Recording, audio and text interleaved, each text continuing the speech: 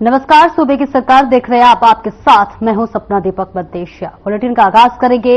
हरियाणा विधानसभा चुनाव को लेकर आज शाम प्रचार का दौर थम जाएगा। उससे पहले बुधवार को सभी पार्टियों के नेताओं और उम्मीदवारों ने अपनी जीत सुनिश्चित करने के लिए प्रचार में पूरी ताकत झोंकी। इस दौरान सभी नेता विधानसभा चुनाव में अपनी जीत का दावा करते हुए नजर आए। तमाम दलों की ओर से मतदाताओं को अपने पक्ष में करने के लिए प्रत्याशी और पार्टियों की तरफ से हर संभव कोशिश की गई और इस बीच सभी दलों के नेताओं, स्टार प्रचारकों और उम्मीदवारों ने बुधवार को प्रदेश में कई जगह रैलियां, जनसभाएं की और आज शाम चुनाव प्रचार खत्म होने के बाद प्रत्याशी और उनके समर्थक सिर्फ डोर टू डोर अभियान चला सकते हैं। अगर कोई नियमों का उल्लंघन करता दिखाई देता है तो उसके खिलाफ नियमों के अनुसार कार्रवाई की जाएगी। आपको बता दें कि अब हरियाणा की सभी 90 सीटों के लिए 5 अक्टूबर को वोटिंग की जाएगी, जिनके नतीजे 8 अक्टूबर को सामने आएंगे।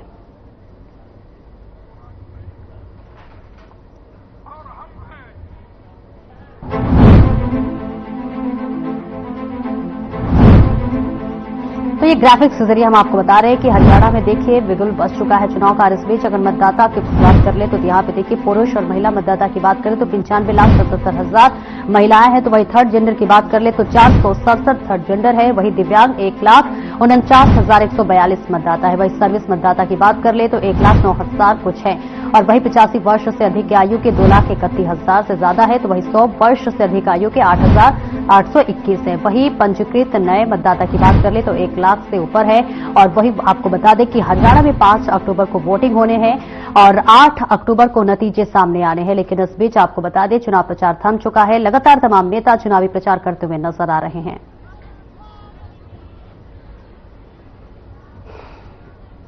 चुनाव प्रचार के आखिरी दिन प्रत्याशियों से लेकर पार्टी के दिग्गजों तक ने चुनाव प्रचार में अपनी ताकत झोंक दी। इसी कड़ी में मुख्यमंत्री नायब सिंह सैनी ने उचाना कला में चुनावी जनसभा की और बीजेपी प्रत्याशी के लिए चुनाव प्रचार किया। इस दौरान सीएम सैनी ने जनसभा को भी संबोधित किया है।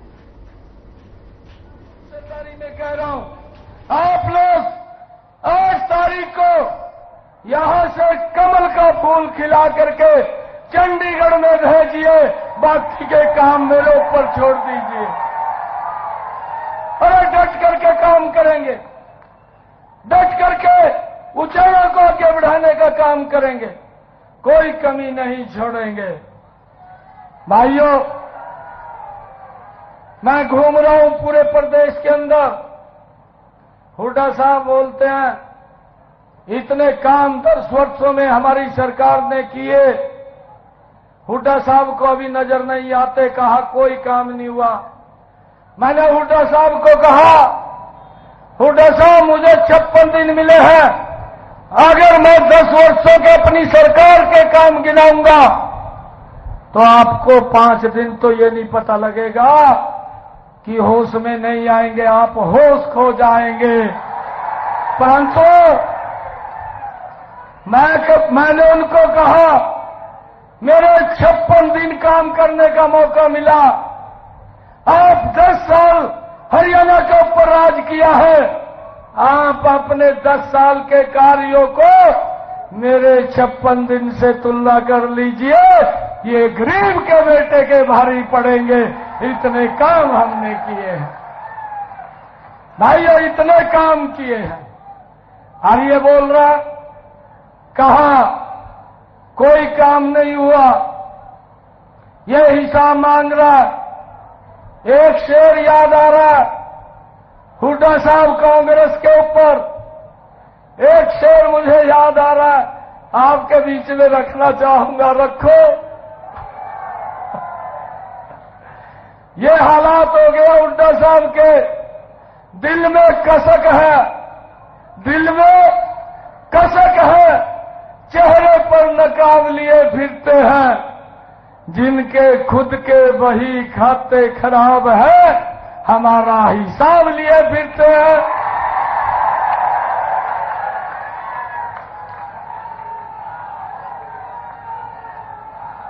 अरे इन लोगों ने भ्रष्टाचार को जन्म दिया, ये लोगों ने गरीब को, भाइयों जो सुविधाएं पहुंचानी थी, ये नाकाम रहे सुविधाओं को पहुंचाने में। भाई इसके को ठीक करते रहे। अरे ये साउंड वाला इको ठीक कर दे, आवाज देख आप क्या है, आवाज डबल नहीं आनी चाहिए।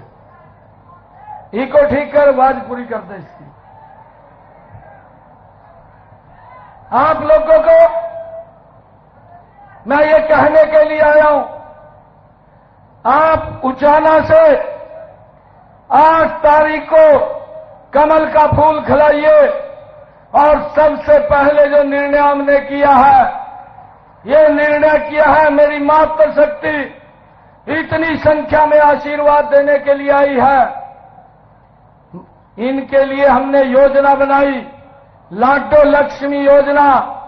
8 तारीख के बाद जो ही कमल का फूल खिल करके जाएगा, 2100 रुपया महीना महिलाओं को देने का काम ये हमारी सरकार करेगी। भाइयों, हमने जो कहा है उसको पूरा किया है। मुझे यह भी खुशी है, 26 भाई तीज के पर्व पर बहनों ने मुझे बुलाया था। बहनों ने जब निमंत्रण देने के लिए आई तो मेरे को बहनें कहने लगी, भाई आएगा, गिफ्ट लेकर के आएगा। मैंने कहा मैं जरूर लेकर के आऊंगा। जींद में बड़ा कार्यक्रम था, शायद हमारी बहनें भी वहां पर गई होंगी, यहां से जींद के अंदर गई थी, कहीं हाथ खड़ा कर रही है। वहां पर मैंने संकल्प लेकर के अधिकारियों को एक बात कही, एक योजना बनाइए। योजना बनी, हर घर हर गृहिणी और बहनों को 500 रुपए का गैस का सिलेंडर आपका भाई दे रहा है। 1 अगस्त से लागू किया है।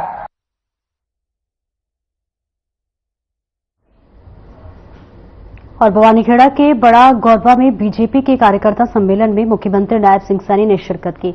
इस दौरान सीएम ने जो है कांग्रेस पर निशाना साधते हुए कहा कि आज प्रदेश में बीजेपी की लहर है।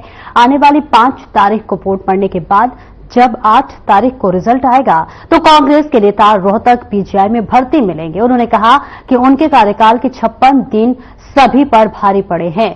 आज बीजेपी सरकार ने महिलाओं, युवाओं और किसानों के लिए कई कल्याणकारी योजनाओं को लागू किया है। सीएम ने कहा कि कांग्रेस के लोग बीजेपी से हिसाब मांग रहे हैं, लेकिन जब कांग्रेस के 10 सालों का हिसाब हमने मांगे तो कोई जवाब आज तक नहीं दिया गया।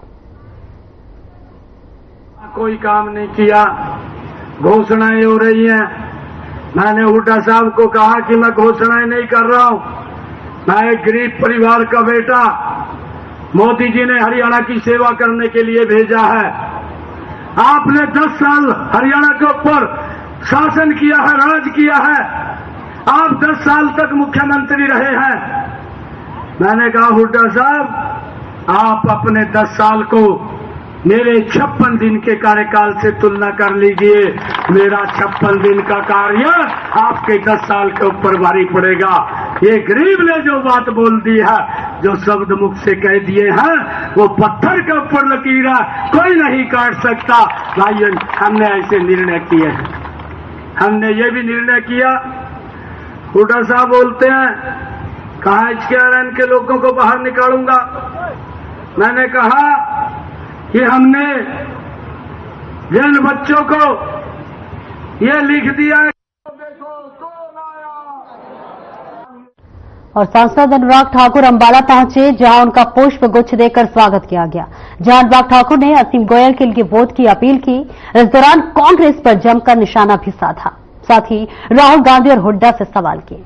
मीडिया से बात करते हुए उन्होंने कहा कि दलालों और दामादों का जलवा वापस नहीं लाएंगे। दलितों पर अत्याचार करने वाली कांग्रेस को जनता नहीं लाएगी। वहीं उन्होंने दिल्ली में पकड़े गए ड्रग्स को लेकर कांग्रेस पर निशाना साधते हुए कहा कि आखिर राहुल गांधी का हुड्डा का तुषार त्यागी से क्या रिश्ता है।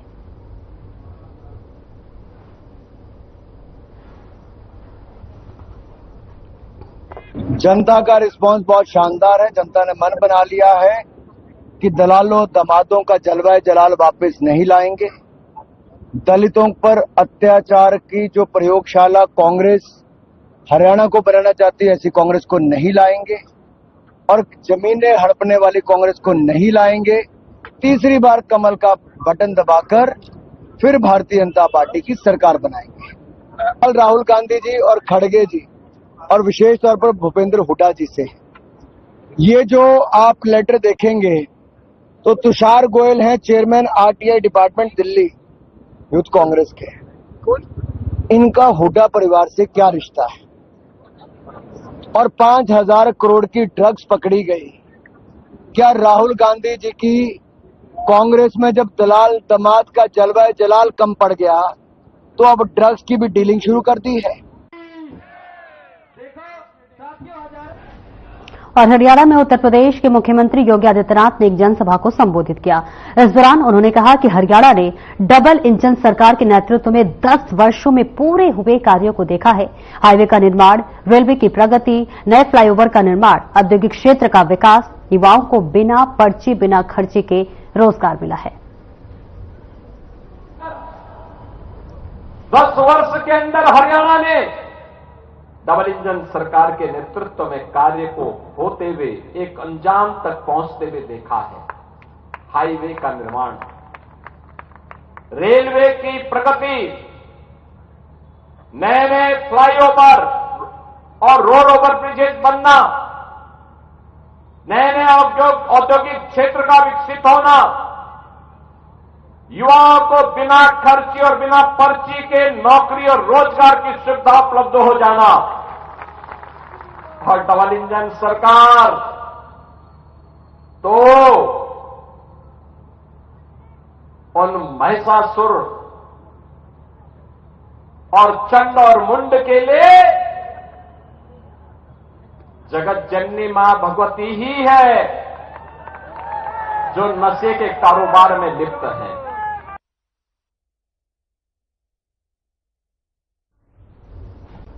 और सोहना से बीजेपी प्रत्याशी के लिए स्टार प्रचारक के तौर पर आए मनोज तिवारी का मारुति कुंज के लोगों ने भव्य स्वागत किया। इस दौरान तेजपाल तंवर ने कहा कि बीजेपी ने पिछले 10 साल में सोहना की तस्वीर और लोगों की तकदीर बदल दी है। हमने यहां रह रहे पूर्वांचल के लोगों के लिए भी बहुत काम किए हैं और अगर इस बार लोगों ने फिर से मौका दिया तो हम कांग्रेस की तरह ही झूठे वादे नहीं करते, जो कहते हैं वो करके दिखाते हैं। साथ ही मनोज तिवारी ने लोगों को संबोधित करते हुए कहा कि वे दूसरी बार मारुति कुंज आए हैं और मेरे साथियों ने जैसे पहले प्यार दिया था उससे भी ज्यादा प्यार और जोश मेरे पूर्वांचल के परिवार में दिख रहा है। और इसके साथ ही उन्होंने तेजपाल तंवर को भारी वोटों से जिताने की अपील की।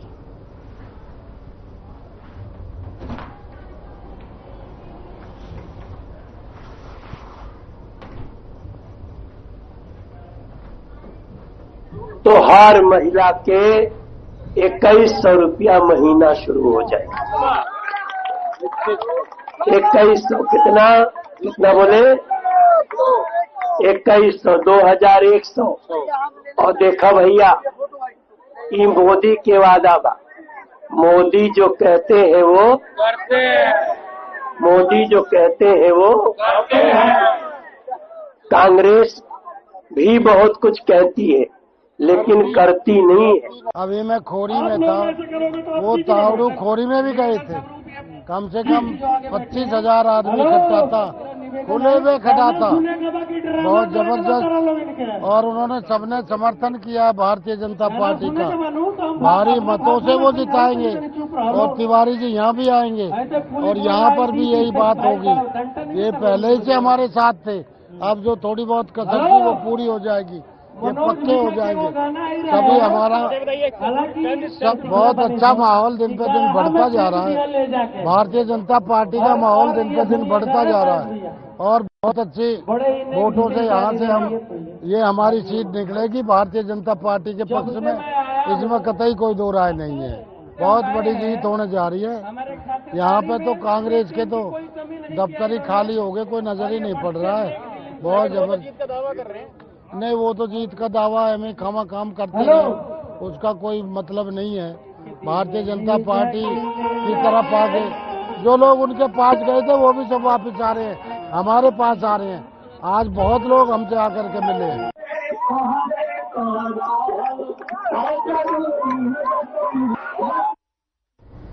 और नूंह में कांग्रेस पार्टी ने जनसभा का आयोजन किया। इस मौके पर कांग्रेस नेता राहुल गांधी ने जनसभा को संबोधित करते हुए लोगों को संविधान की कॉपी दिखाते हुए कहा कि देश में कोई भी चुनाव हो, कांग्रेस वहां विचारधारा की लड़ाई लड़ती है। एक तरफ बीजेपी के संविधान को खत्म करने की विचारधारा है, तो वहीं दूसरी तरफ डॉक्टर अंबेडकर के संविधान को बचाने वाली कांग्रेस की विचारधारा है। उन्होंने साथ ही कहा कि हरियाणा में भी बीजेपी से संबंधित संविधान को बचाने की लड़ाई है। बीजेपी नफरत फैलाती है और कांग्रेस मोहब्बत से चलती है।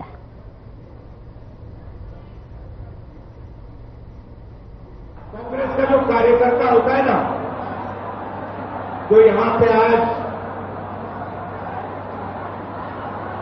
हजारों खड़े हुए हैं। अच्छा, सबसे पहले जंगल में आपको शेर अकेला मिलता है ना, अकेला मिलता है। कांग्रेस पार्टी में आपको शेर एक साथ घूमते मिलेंगे। और जो कांग्रेस का कार्यकर्ता है, उसकी मैं आपको नेचर समझाना चाहता हूं। वो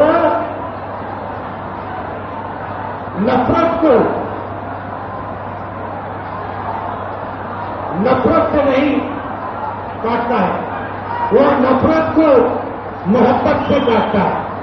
राजीव गांधी जी, इंदिरा गांधी जी के वंशज आप फिर से इस धरती पे आए हैं, वीर शहीदों की धरती पे। मैं अपनी तरफ से, मेवात की आवाम की तरफ से इनका तहे दिल से खैर मकदम करता हूं कि वीर शहीदों की धरती पे ये भी वीर शहीद जो आज हमारे बीच में आए हैं, ये हमारे नायक हैं।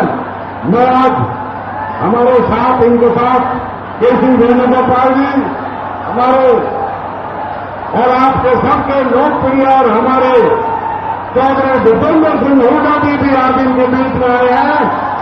देखिए, आज राहुल जी आए हैं मेवात के इलाके में, और आज जो मेवात में तरक्की हुई वो केवल कांग्रेस के समय में हुई, लेकिन उससे बड़ी बात यह है कि ये इलाका मेवात का पूरे देश और दुनिया में भाईचारे की एक मिसाल है। इतना मजबूत भाईचारा यहाँ पर है। बहुत सारे प्रयास किए गए आपस में इन लोगों को लड़ाने की, लेकिन कोई भी यहाँ पर ऐसी कोई बात नहीं। यहाँ मजबूत भाईचारा रहा है। इस बात की मैं आपको सबको हार्दिक बधाई देता हूँ। ये साबित कर दिया कि मेवात के लोग ये फैसला कर चुके हैं कि कांग्रेस पार्टी का होगा। बहुत बहुत शुक्रिया, धन्यवाद, प्रणाम, जय हिंद।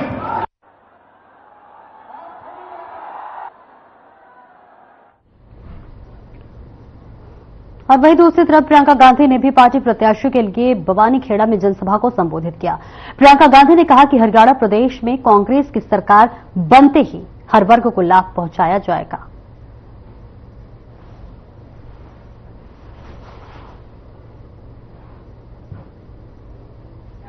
कराओगी, कोई नहीं कराएगा, क्योंकि इंसान की नीयत एक बहुत ही महत्वपूर्ण चीज होती है।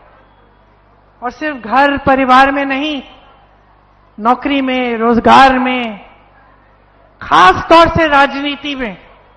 क्योंकि अगर नेता की नीयत ठीक नहीं होती, कुछ भी कर सकता है। सत्ता होती है, अहंकार हो जाता है, चमचों से घिर जाता है।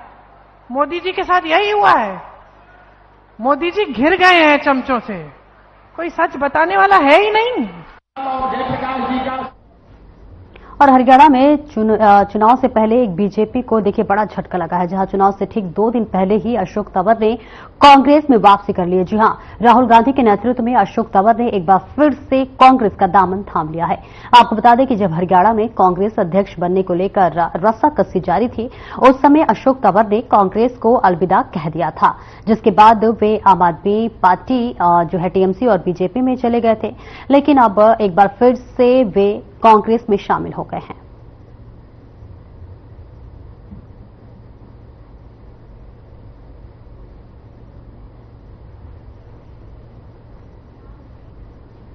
और खबर इंद्र से है, जहां की पश्चिमी यमुना नहर से एक युवती का शव बरामद किया गया है। शव को प्रसिद्ध गोताखोर प्रकट सिंह की टीम ने बाहर निकाला। शव की शिनाख्त यमुनानगर की रहने वाली एक युवती के रूप में हुई है।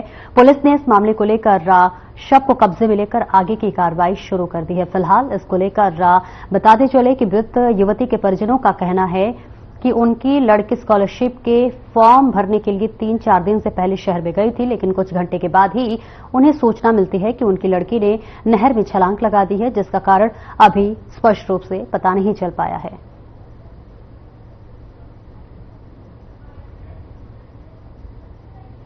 यह सर गोताखोर प्रगट सिंह 24 सालों से इंसानियत की फ्री पोस्ट सेवा निभाती आ रही है और 4 दिन पहले यमुनानगर पुलिस और यमुनानगर के जो ड्राइवर थे उनके द्वारा मैसेज मिला था कि सरदार जी यहाँ पर आज 12 बजे के आसपास अयोध्या यूपी के रहने वाला प्रवासी परिवार यहाँ पर रहता था। उनकी लड़की दोपहर 12 बजे के आसपास बूढ़िया पुल से नहर के अंदर उन्होंने छलांग लगा दी है। तो पुलिस आप उस चीज का ध्यान रखना है, परिवार की मदद करनी है। तो आज इंद्री पुलिस द्वारा सुबह मैसेज मिला था कि नहर के अंदर कबाड़ के अंदर एक लड़की की लाश को देखा गया है, जिसकी जानकारी मिलते तुरंत टीम अंग्रेज बॉबी बलविंदर के साथ मौके पर पहुंचे थे। सर मैं कमरे में तक काम पे गया था। उसके बाद जो है मेरे स्कूल पापा जब दांत दिखा देना यार डॉक्टर वाले कि मैंने दिहाड़ी भी लगाया, दांत दिखा के 7 बजे रात घर भी आया तो उसकी माँ सब रो रहे थे ना। मेरे से कुछ पता नहीं चला, खबर उतने समय पता लगा कि वो गिर गई नहर नदी में। ये मेरे पता लगा था। सर क्या था, झगड़ा वगैरह था? झगड़ा कुछ नहीं था। उसने वो पता कोई फार्म भरने गई थी, फिर यार में फार्म भरने माँ जो है तो कहीं अपना हो सकता है रेट देखूंगा पास हो गया कि नहीं हो गया। कौन सी क्लास में पढ़ते थे? ये 14 में गई थी। वो जी कॉलेज 2nd ईयर में थी जी। अच्छा, हाँ जी। तो क्या पैसे पूछे को लेकर के फीस पास भरने के? नहीं जी नहीं, वो हमारे घर से कह के गई कि उस स्कॉलरशिप के फॉर्म भरने जा रही है जी। तो कह के निकली जी, तो हमें थोड़ी देर बाद फोन आता है कि जी तुम्हारी लड़की यहाँ से छलांग लगा चुकी है। फोन पे बातें करते जा रही थी। जो इसने देखा वो बता रहा कि फोन पे बात करते हुए जा रही थी, फोन यहाँ रख के छलांग लगा चुकी है। तो जी जहाँ वो पुलिस वाले थे फिर वहाँ जाके हमने FIR लिखवाई जी। तो फोन उसका उन्हीं के पास है जी। वो कह रहे स्टेटमेंट निकलवाएंगे फोन के नंबर की, तब आगे जांच पड़ताल करेंगे कि आखिरी बार किससे बात हुई है, क्या हुआ है, अब वो बताएंगे जी।